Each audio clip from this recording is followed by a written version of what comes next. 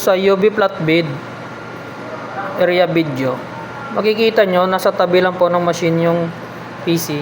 Dito po nililayout yung mga for printing ko po. Then sa gilid po nito, andito po yung thermal tape ko.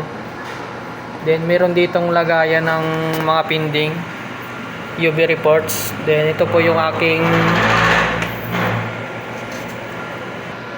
pinding nakalagay sa clipboard.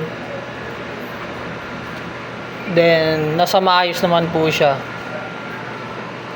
Then sa tabi po nito, andito po yung basurahan ko. Malinis po ngayong araw dahil natapon po yung basura.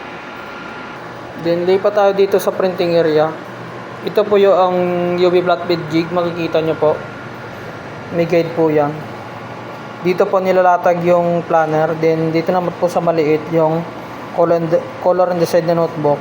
Then pwede din po dito ma-print yung malalaking item. Then nasa maayos naman po siya na kondisyon. Then as you can see, andito po lahat ng ink namin naka-stocks sa gilid ng UV flatbed. Then na-organize na po yan lahat. Ecosolvent ink, may maki.